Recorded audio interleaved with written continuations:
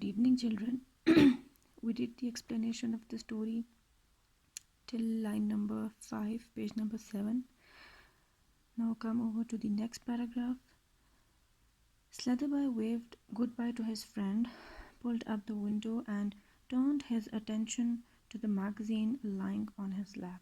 So when his acquaintance left, he just closed the window and he started reading the magazine. He had scarcely glanced at a couple of pages, however, when a smothered curse caused him to glance hastily at the only other occupant of the carriage.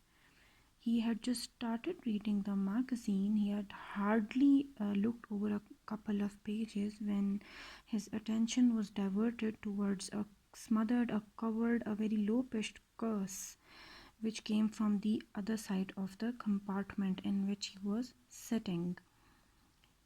His travelling companion was a young man of about 22 with dark hair, fresh complexion, and the blend of smartness and disarray that is typical of a rambler. Now just notice his description, how the narrator is describing that young man.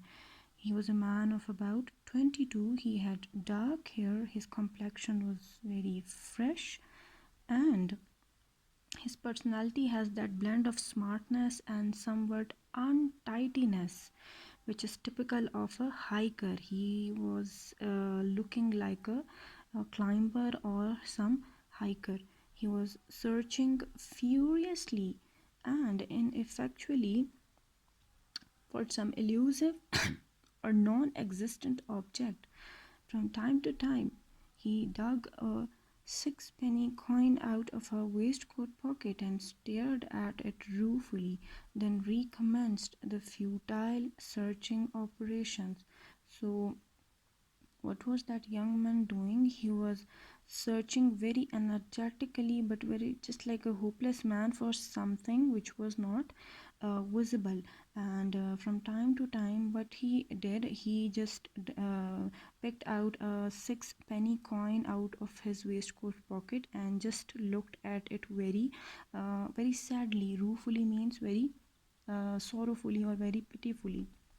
And then after looking at that coin, he just recommenced. He just started that search once again. So he was repeating his activity.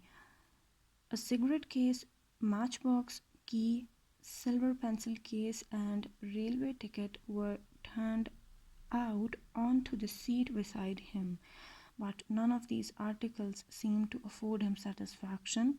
He cursed again, rather louder than before. So what came out of his luggage? A cigarette case, a matchbox, key, silver pencil case, and railway tickets. But it seemed that the thing for which he was searching, he was unable to find that item. So he looked very pathetic and hopeless, and he started cursing again.